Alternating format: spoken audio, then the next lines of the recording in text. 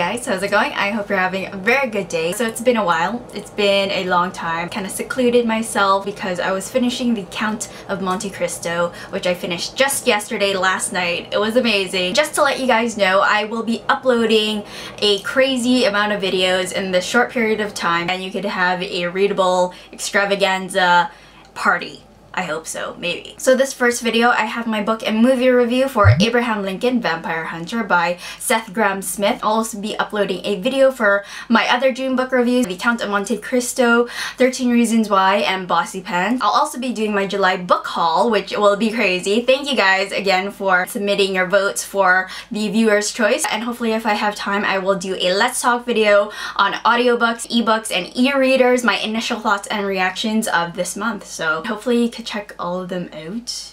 Yes. Anyways, guys, there's a lot to talk about. Let's start off with the book review of Abraham Lincoln, Vampire Hunter. So if you hear that title, your initial reactions will either be that's stupid or that's awesome, and I kind of fall into the latter category. I think it's awesome. It's just so ridiculous and fun and crazy. So I was very interested in checking out the book, and knowing that it was going to be turned into a movie, I was super excited. Abraham Lincoln, Vampire Hunter is pretty self-explanatory. It's the untold story of Mr. Abraham Lincoln, who also not only was the president of the United States, but was also a vampire hunter. I was actually surprised by the opening of the story. We have the author himself, Seth Grahame-Smith, who is approached by one of the characters, Henry Sturgis, who asks him to write this untold story of Abraham Lincoln, this aspect of his life that not a lot of people know about, surprisingly. I thought the setup to the story was pretty fun. I was thinking, okay, I'll play along, let's see how this goes. So let's talk about the characters next. Our main character is, of course,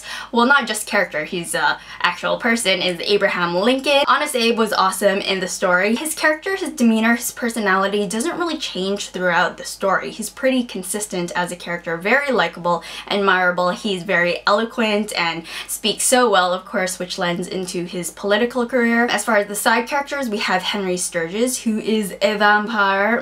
Yeah, Seth Grahame-Smith was visited by a vampire. Anyways, Henry Sturgis is also a very admirable, likable character, a very old world personality, but Henry Sturgis doesn't really make a big impact on me, as well as the other side characters. A lot of the side characters just kind of fill in the story of Abraham Lincoln's life, from his parents to who he marries, his children. As far as the plot goes, there's two aspects of the plot. We have Abraham Lincoln's biography, how Seth Grahame-Smith kind of sets up the story. I figured that all of the historical facts and figures, dates, places, everything to do with Abraham Lincoln is true, which is awesome. I learned a lot about Abraham Lincoln and the Civil War. It's amazing. There's actually a lot of historical detail, probably more so than the supernatural vampire side, especially how the supernatural and the vampire aspect was woven into Abraham Lincoln's life. Seth Grahame-Smith integrated the supernatural aspect really well. I think the connection with vampires and the Civil War and slavery kind of all meshed together really nicely. As far as the vampire supernatural side, very dark, very violent and graphic at times. There were suspenseful moments which were really good. I would say if you're looking for a very good Halloween dark read, I suggest checking this out. It's not as silly as you would think. There were some pretty silly moments, some cool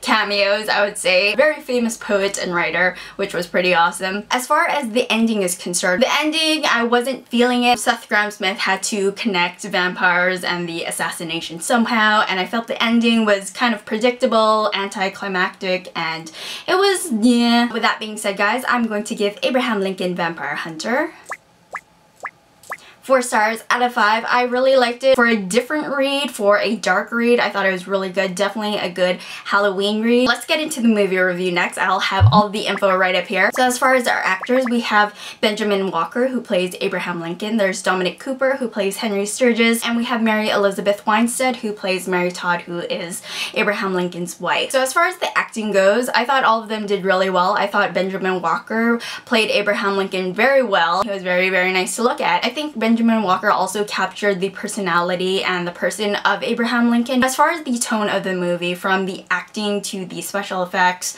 the fight choreography, the cinematography, direction of photography, it's very over the top, very stylized, very theatrical. I believe it was produced by Tim Burton, so it has a very Tim Burton-esque kind of feel to it. Although the story is quite dark, it's juxtaposed against the very over-stylized theatrical look to the film. You're either going to like the style style or you're not gonna like this style, but being produced by Tim Burton, also being directed by the person who did Wanted with Angelina Jolie, you know, it's kind of what I was expecting. I wasn't too surprised by how the film was executed. So now talking about the book to movie adaptation part, it's different. It's crazy different. So if you've read Abraham Lincoln Vampire Hunter, if you haven't watched the movie yet, do not expect the book at all. It's not the same. There are, of course, consistent elements, of course, the characters, some plot points and details, but for the most part, a lot of historical detail was lost. Obviously, there's changes, revisions, additions. Some I liked, some I didn't like. The additions I really liked, especially for the ending, but there's a lot of aspects of the plot that's lost. In the book, there's a lot of dream sequences, which are really intense and dark and scary, which they didn't include in the film, which I was kind of sad about. It's like, why didn't they include that? Could have added a lot of suspense and drama. The beginning 3/4 of the movie doesn't resemble the book at all, which was, yeah, okay. The ending, however, I really liked. I preferred over the book version. I thought it was more fast-paced, more action-packed towards the end, which is really good. And apart from the vampire killing action sequences, I really like the relationship between Abraham Lincoln and Mary Todd, his wife. You know, not only in the movie, but in the book as well. I think that aspect of the story, that relationship Abraham Lincoln has, make it more relatable, more identifiable. So with that being said, guys, I'm going to give Abraham Lincoln Vampire Hunter, the movie, 3.5 out of 5 stars. The movie is definitely not geared toward those who have read the book. It's definitely not as dark as the book, which I was kind of hoping for. So that's everything, guys. Be sure to check out my book reviews in another video, which is coming up very shortly. Be sure to check that out. I will see you guys soon. Bye!